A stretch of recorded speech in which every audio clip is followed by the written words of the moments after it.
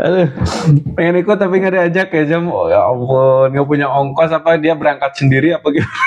Yang mengungkapkan kekecewaannya mereka berasa dihianati dengan tindakan Putin saat ini. Perdamaian Rusia Ukraina, perdamaian Palestina dan juga Israel, ya itu akan sangat. Mereka nggak punya banyak pilihan lain.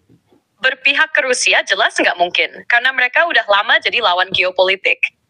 Kalau mereka coba mandiri tanpa Amerika, mereka butuh aliansi baru yang cukup kuat. Kira-kira apa yang membuat Zelensky cemas dan merasa pertemuan ini tidak perlu, tidak penting, kalaupun harus? Selamat siang Jam.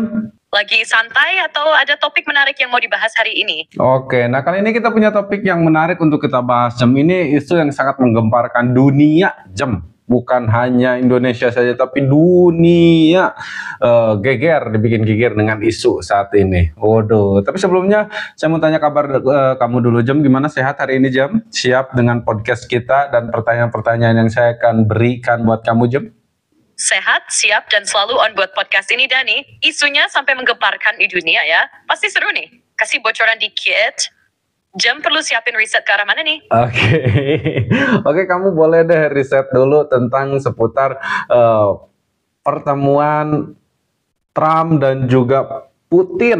Nah, ini lagi rame banget. Kamu boleh riset dulu sambil saya sapa nih teman-teman yang sudah hadir. Dari mana aja silahkan absen dulu, isi kolom komentar ya, di absen. Dari mana aja kalian, karena ini adalah podcast Dokter Klinik, tempatnya nongkrong bukan cari ribut. Bareng saya Dani Sena dan juga si Jam. Siapkan kopinya, kita mulai obrolannya. Jam, apa yang kamu tahu tentang pertemuan Trump dan juga Putin, Jam? Oke, Dani. Jadi, pertemuan antara Presiden AS Donald Trump dan Presiden Rusia Vladimir Putin memang sedang menjadi sorotan dunia.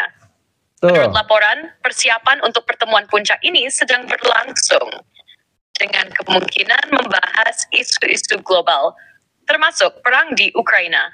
Rencana pertemuan ini juga akan dilaksanakan di Arab Saudi, yang menyambut baik inisiatif tersebut. Namun, beberapa pihak di Eropa merasa cemas terkait kebijakan ini karena dapat memengaruhi dinamika geopolitik di kawasan tersebut.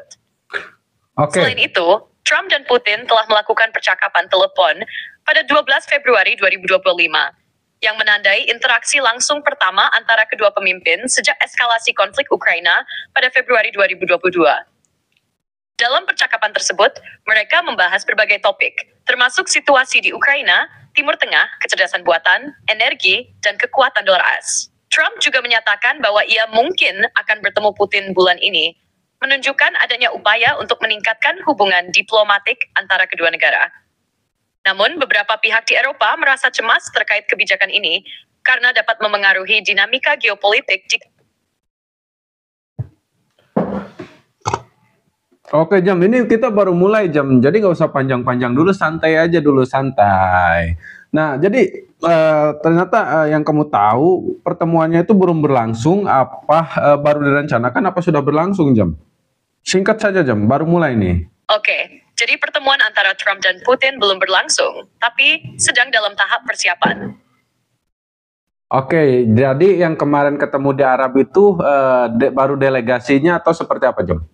Oke, jadi pertemuan yang berlangsung di Arab Saudi itu adalah pertemuan antara delegasi AS dan Rusia, bukan pertemuan langsung antara Presiden Trump dan Presiden Putin.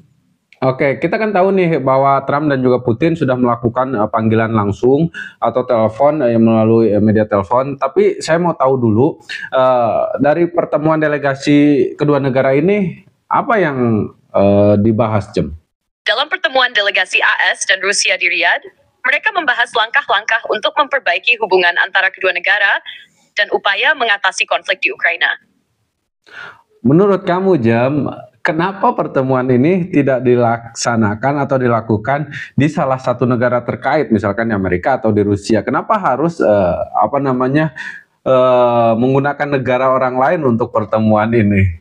Singkat saja, karena ini baru pertanyaan pemanasan Jam. Jadi kamu jawab singkat-singkat saja Jam.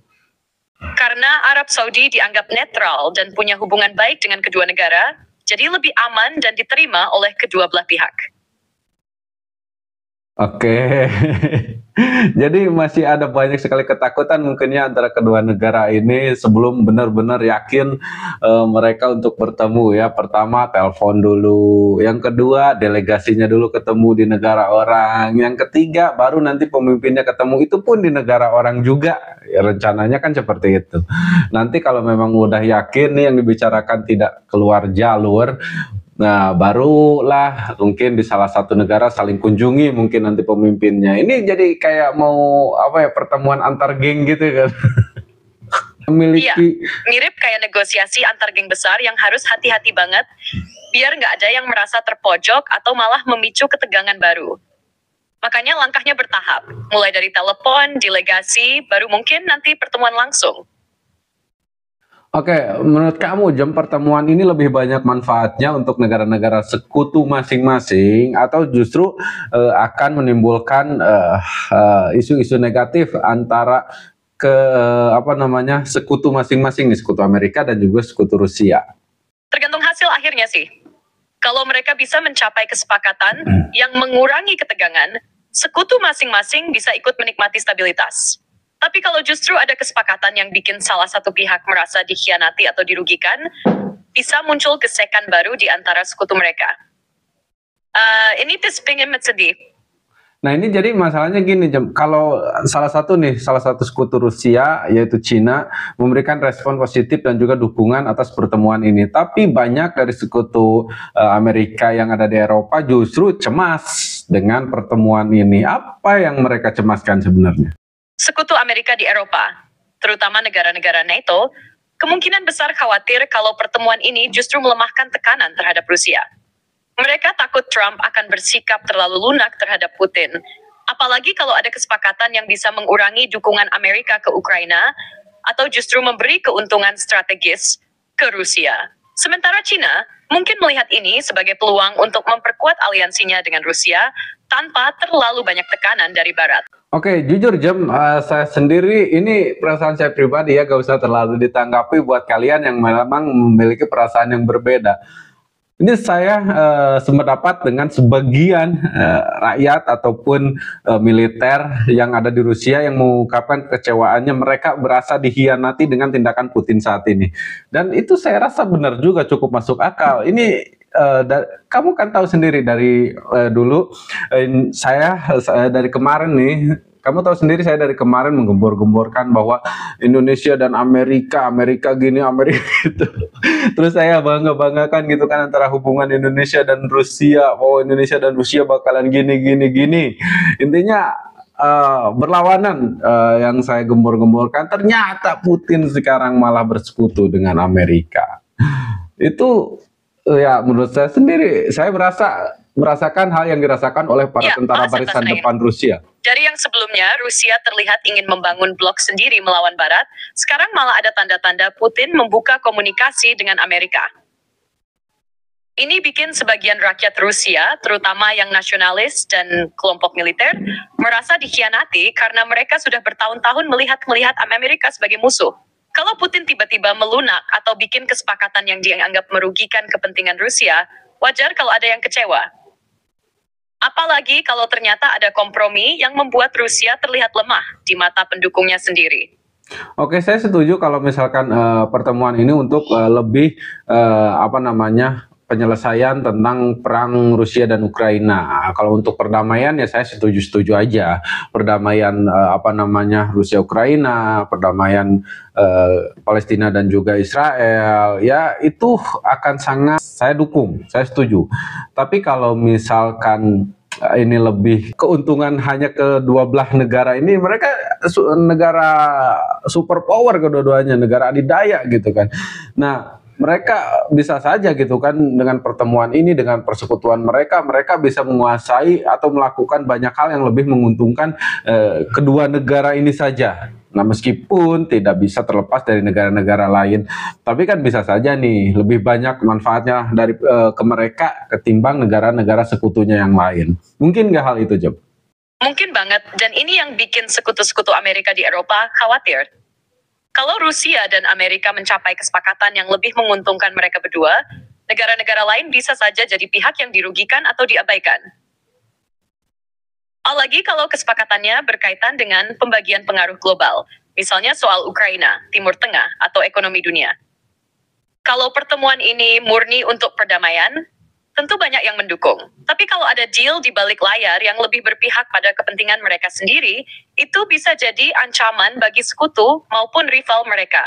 Oke, siap teman-teman. Kalau kalian mau menyampaikan sesuatu, saya kasih ruang untuk diskusi di kolom komentar. Menurut kalian atau pendapat kalian itu seperti apa tentang pertemuan kedua pemimpin negara superpower ini? Kesepakatan besar apa yang kemungkinan akan terjadi di balik pertemuan ini? Kalau melihat situasi sekarang, kemungkinan besar kesepakatan ini bakal mencakup dua utama. Pertama, soal perang Rusia-Ukraina. Apakah ada jalan menuju gencatan senjata atau negosiasi damai? Kedua, soal keseimbangan kekuatan global, terutama terkait ekonomi dan aliansi strategis. Bisa jadi ada pembahasan tentang sanksi, energi, atau bahkan peta baru geopolitik. Tapi kalau cuma untuk kepentingan dua negara ini, tanpa mempertimbangkan sekutu mereka, bakal banyak yang keberatan. Nah, ini Zelensky kan dia seperti cemas banget gitu kan dengan pertemuan ini.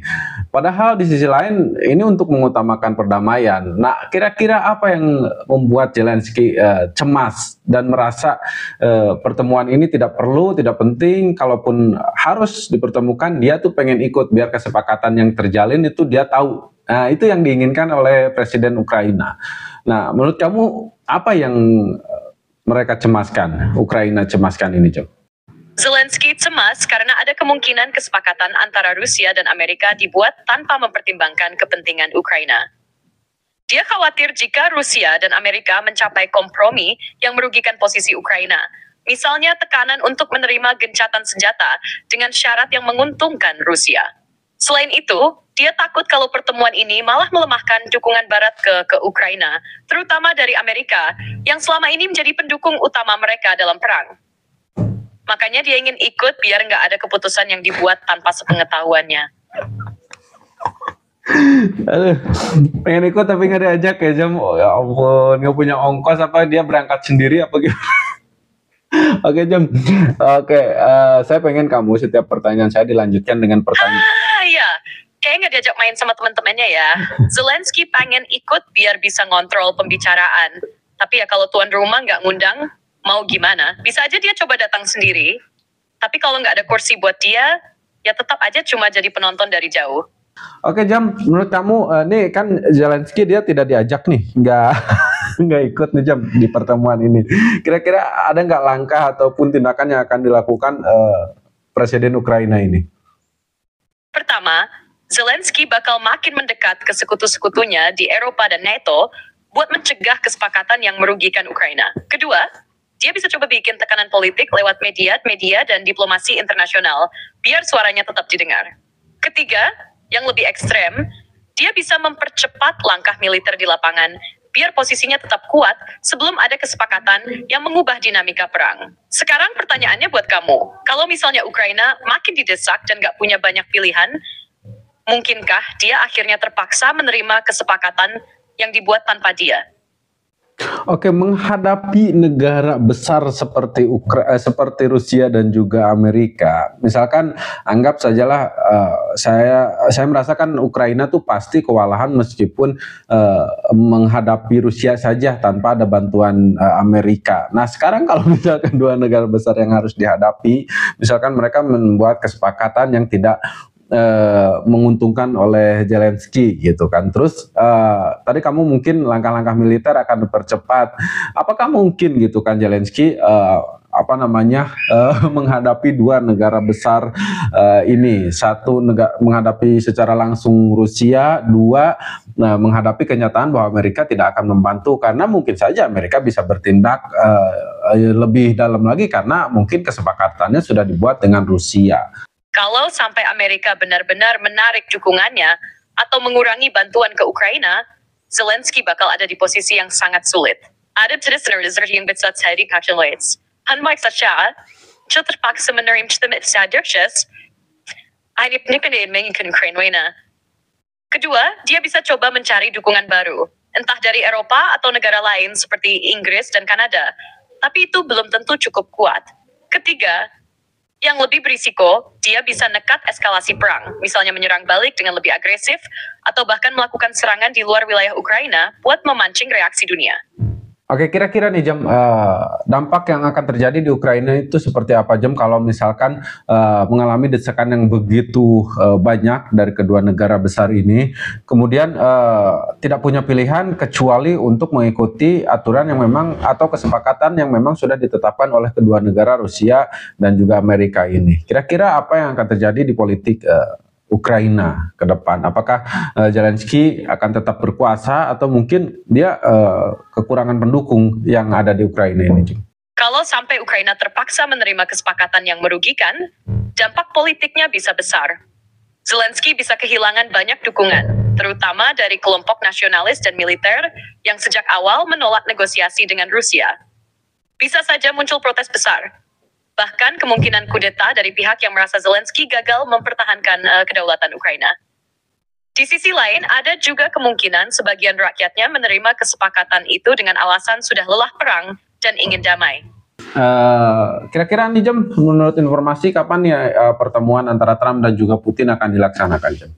Saat ini, belum ada jadwal pasti untuk pertemuan antara Presiden Trump dan Presiden Putin di Arab Saudi. Tapi pertemuannya sudah dipastikan bakalan dilakukan di Arab Saudi aja. Apa ada tempat lain? Saat ini, belum ada jadwal pasti untuk pertemuan antara Presiden Trump dan Presiden Putin di Arab Saudi. Kalau pertemuan ini terjadi, kemungkinan besar akan diadakan di mana, Jem? Apakah saling mengunjungi langsung nih, saling mengunjungi negara masing-masing atau seperti apa? Kalau pertemuan ini jadi, kemungkinan besar akan dilakukan di negara netral seperti Arab Saudi, Uni Emirat Arab, atau mungkin di Eropa, seperti Swiss. Tapi kalau hubungan mereka membaik, bisa saja ada kunjungan langsung ke masing-masing negara. Diplomatik antara dua negara, persahabatan antara dua negara besar yang selama ini dianggap bermusuhan, atau mungkin ini hanya isu yang diciptakan atau prank yang dilakukan oleh salah satu negara dan kemudian pembatalan dilakukan setelah pertemuan ini semakin mengerucut gitu. Ada nggak kemungkinan ke sana? Misalkan salah satu pihak membatalkan pertemuan ini. Kemungkinan itu selalu ada, apalagi kalau ada tekanan politik dari dalam negeri atau sekutu mereka. Amerika punya pemilu, Rusia masih dalam konflik.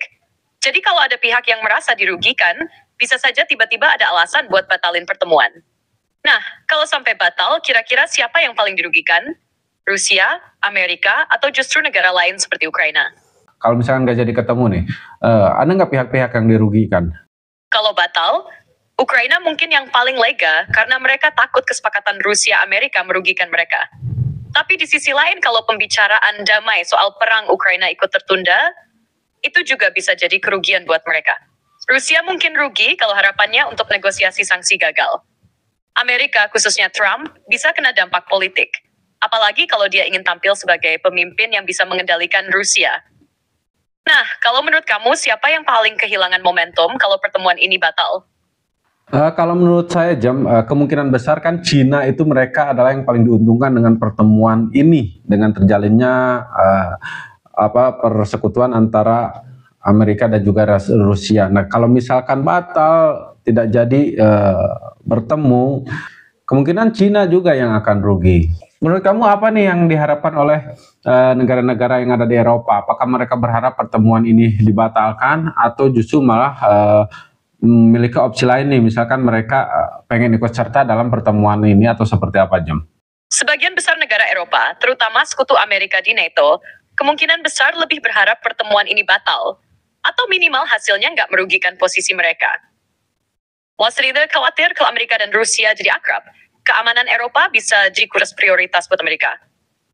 Tapi ada juga yang mungkin berharap bisa ikut dalam negosiasi, biar mereka nggak cuma jadi penonton dan tetap punya pengaruh. Kalau Eropa merasa tersisih, bisa jadi mereka mulai mencari cara lain buat tetap relevan dalam geopolitik global.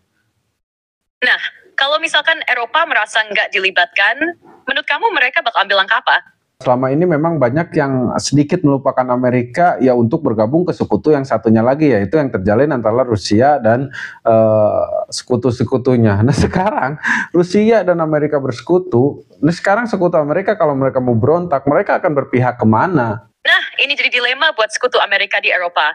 Kalau mereka nggak setuju dengan persekutuan Amerika-Rusia, mereka nggak punya banyak pilihan lain. Berpihak ke Rusia jelas nggak mungkin, karena mereka udah lama jadi lawan geopolitik. Kalau mereka coba mandiri tanpa Amerika, mereka butuh aliansi baru yang cukup kuat.